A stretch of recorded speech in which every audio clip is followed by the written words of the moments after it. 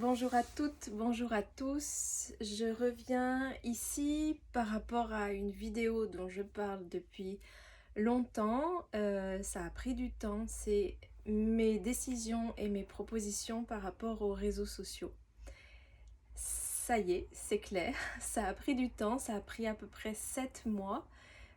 Puisqu'en avril, il y a des choses où j'ai senti qu'il fallait que ça change, qu'il fallait que je me positionne par rapport aux réseaux sociaux différemment.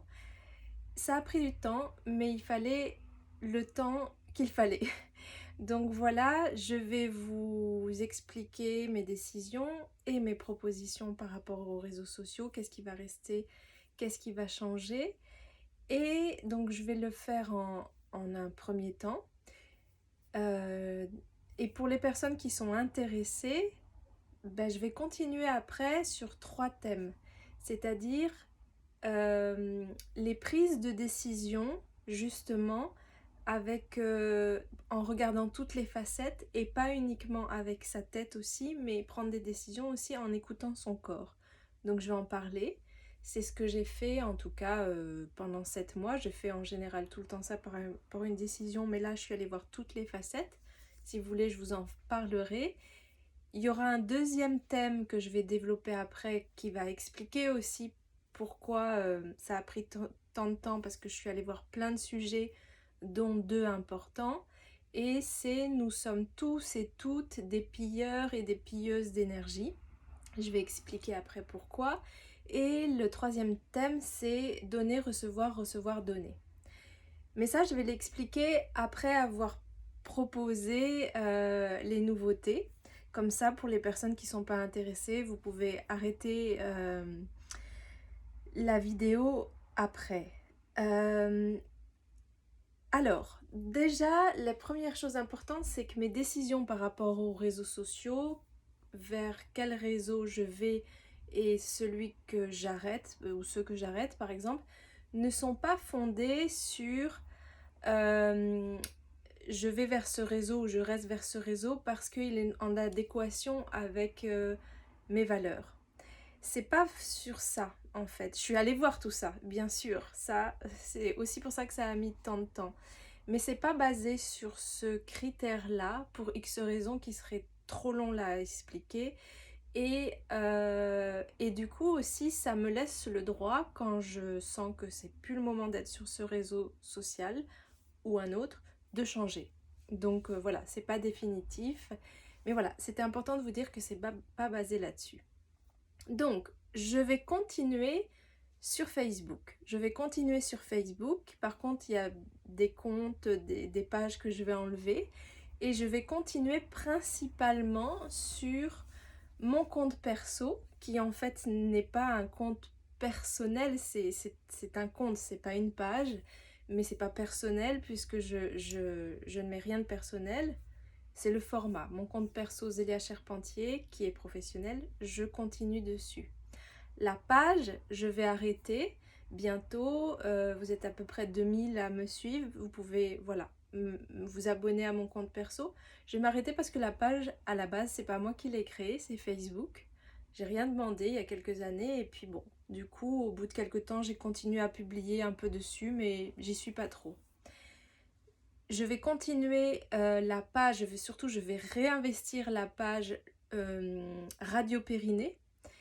Voilà, que j'ai un peu délaissé depuis bien 2 ans, donc je vais retourner dessus régulièrement. Et comment je vais intervenir, c'est-à-dire que je vais intervenir en faisant des vidéos ou des publications sur mon compte perso, Zélia Charpentier, mais aussi beaucoup plus de vidéos pour un endroit privilégié qui est un groupe privé Facebook que j'ai créé il y a 1 an à peu près, qui s'appelle le Périnée Fertile. Donc ça, je vais continuer et ce sera même privilégié. Voilà. Et des vidéos sur Radio Périnée. Voilà pour ce qui est de Facebook. En ce qui concerne ma chaîne YouTube, où il y a très peu d'abonnés parce que je me suis jamais trop investie, sur voilà, le fait d'être derrière tout ça, ça prend beaucoup de temps. Je vais continuer la chaîne YouTube qui s'appelle Radio Périnée aussi. Donc je sais qu'il y a des gens qui me suivent, pas beaucoup, mais je vais continuer la chaîne YouTube. Je vais continuer Instagram, même si je suis quasiment jamais presque sur Instagram, parce que ça demande beaucoup de temps. Mais voilà, il y a quelqu'un qui va m'aider pour ça. Donc vous pouvez aller sur Instagram, Madame Périnée, M-M-E, Madame. Voilà. Et surtout, la nouveauté, c'est que je vais vous proposer un nouveau réseau social où je vais être, et je vais être beaucoup plus présente sur ce réseau social, c'est Patreon. Et donc Patreon, il y aura 3 abonnements pour l'instant différents. Vous pourrez aller dessus, regarder tout ce que je propose. Il y aura autant autour du périnée, du ventre, etc.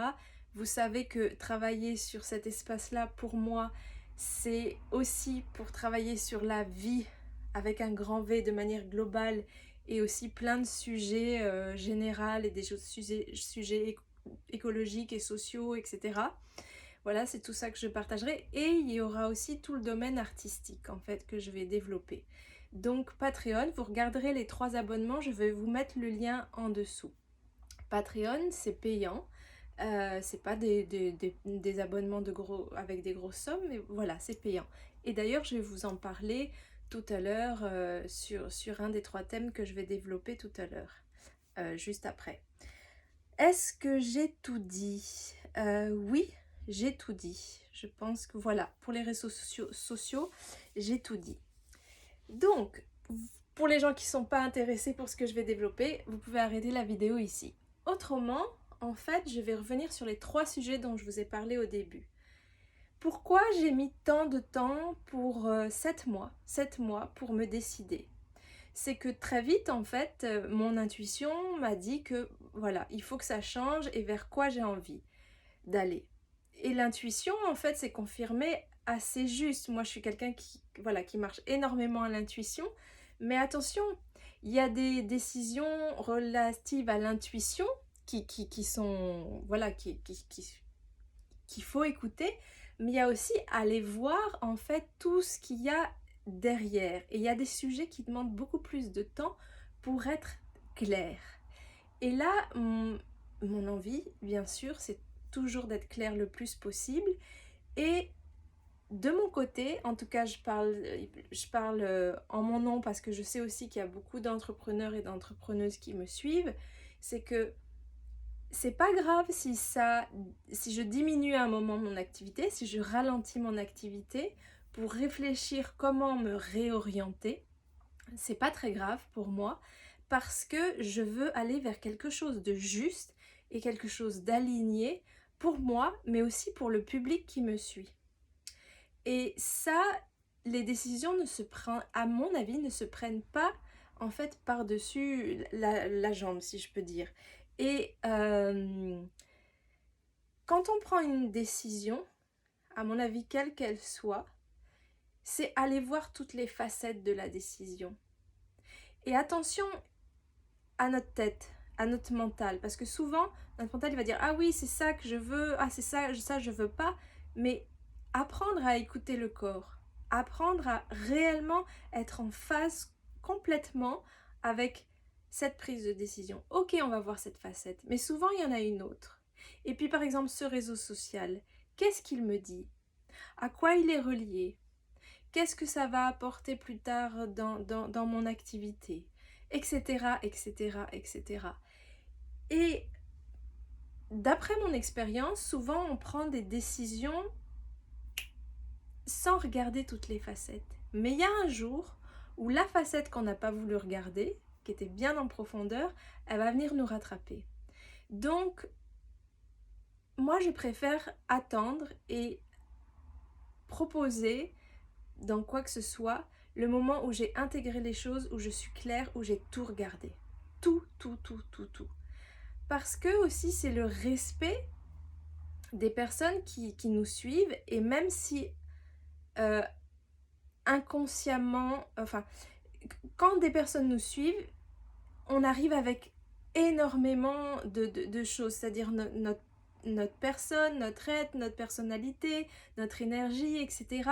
Et il y a des choses inconscientes d'une manière inconsciente que le public va sentir. Et c'est être clair aussi, donc dans l'invisible aussi. Et c'est être clair aussi à ces endroits-là. Très clair à ces endroits-là. Pas uniquement clair au niveau de la parole, de ce qu'on dit, parce que ce qu'on dit, ça peut aussi tromper ou nous tromper. Voilà. Donc c'est regarder toutes les facettes pour être le plus clair possible. Il y avait ça que je voulais développer. Et après, pourquoi je suis aussi allée voir et que j'ai un peu diminué le fait de publier sur les réseaux sociaux et de publier aussi, entre guillemets, de manière gratuite, entre guillemets, à donner plein d'informations, etc., etc. Ben, en fait, je vais vous parler d'un thème très rapidement, mais c'est un thème qui pourrait être développé pendant des heures. C'est nous sommes tous et toutes des pilleurs et des pilleuses d'énergie. Je sais, ça fait un peu costaud ce que je dis, mais c'est la vérité. Et quelquefois c'est conscient, quelquefois c'est inconscient. Pour les personnes qui me suivent dans mon travail sur le périnée que je fais depuis des années, il y a en fait au niveau de la base, au niveau du corps, au niveau du bassin, il y a se réapproprier ses limites, ce que j'appelle ses frontières. Voilà, je peux développer sur les frontières, mais ce serait trop long. Et comment faire en sorte que l'énergie de l'autre et mon énergie viennent pas se mélanger. Parce que des énergies qui se mélangent, en fait, c'est pas bon du tout.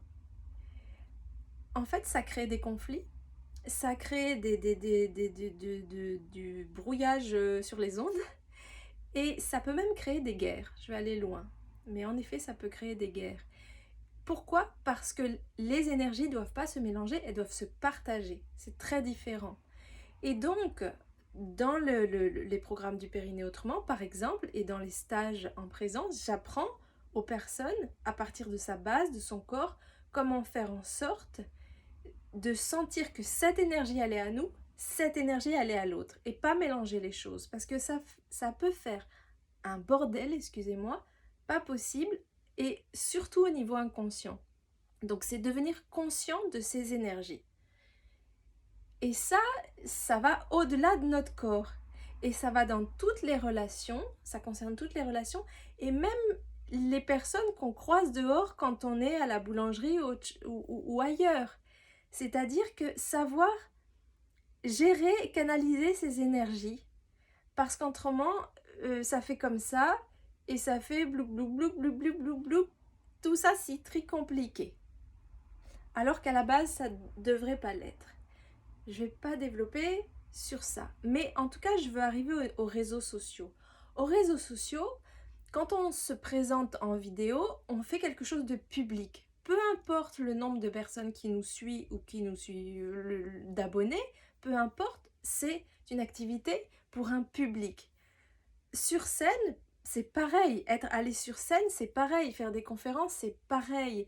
Donc quand on s'adresse à un public, et surtout sur des réseaux sociaux où les vidéos sont partagées, sont vues à n'importe quelle heure par plein de monde, des gens qu'on connaît, des gens qu'on ne connaît pas, etc., etc. En fait, là aussi, il y a en fait des mélanges d'énergie. Je reviens au premier exemple, c'est-à-dire dans la vie de tous les jours.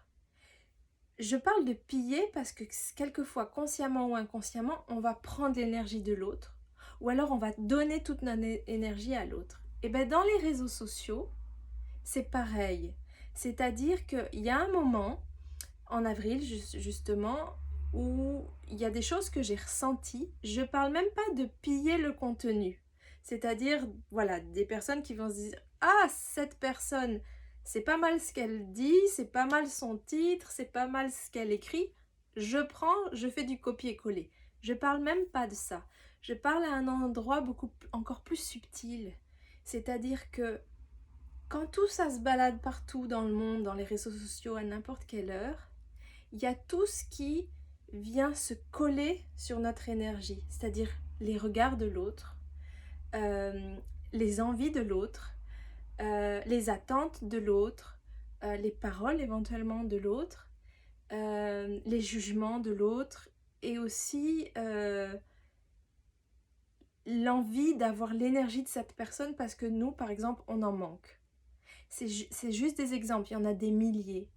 Et donc, tout ça, on vit avec tout le temps et en fait, notre énergie est pompée.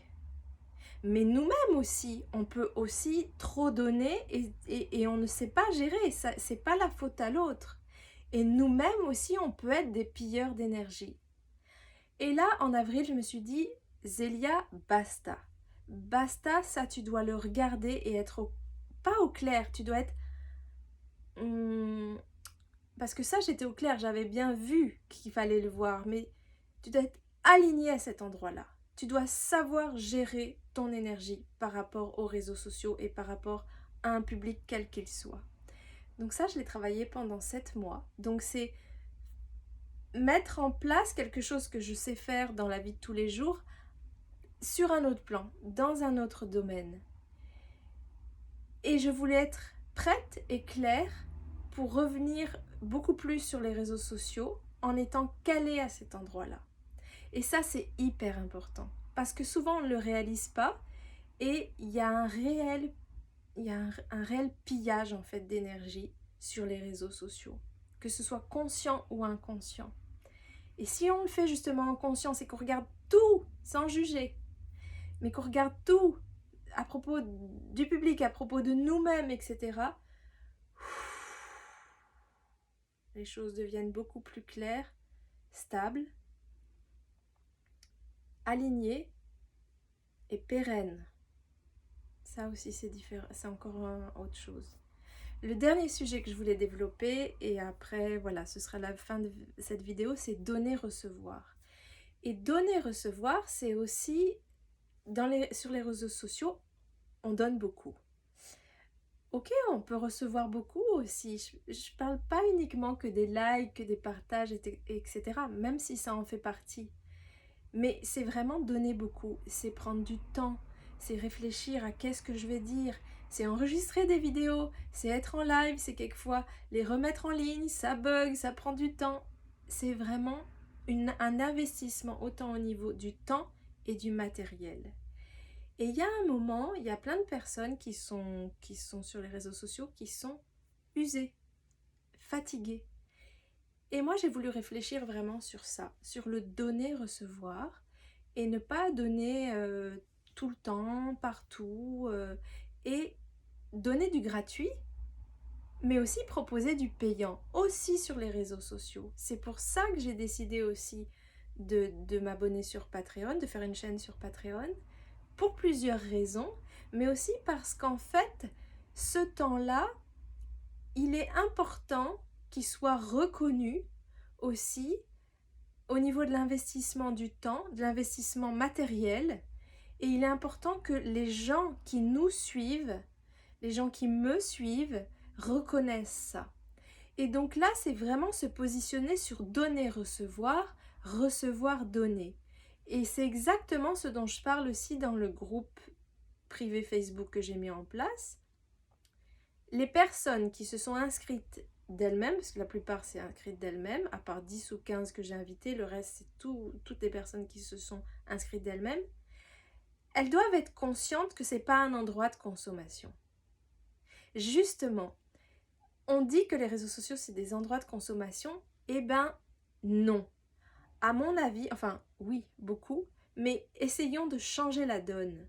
C'est-à-dire que non, moi je n'ai pas envie que ce soit que basé sur ça. Il y a un échange à faire et on peut réellement faire des échanges sur les réseaux sociaux. Ça peut réellement être humain. J'ai rencontré des gens sur les réseaux sociaux, en tout cas au niveau professionnel, parce que c'est qu'au niveau professionnel que je suis sur les réseaux sociaux. Et en fait, après, il y a vraiment une relation humaine. Voilà, et une rencontre humaine. Mais c'est pas pour consommer l'autre et consommer les autres. Voilà. Et donc, Patreon, c'est aussi pourquoi j'ai choisi Patreon, parce que ça me correspond sur plein d'autres aspect. Ça permet aussi de développer tout le côté artistique pour moi. Mais c'est aussi pour ça, donner, recevoir. Et il y a aussi le thème de l'argent. Et l'argent, c'est très tabou. Moi, j'adore en parler, j'adore le travailler dessus. Ça fait des années que j'en parle dans mes stages périnée et argent, parce que ça a un rapport encore, ça a un rapport avec le corps.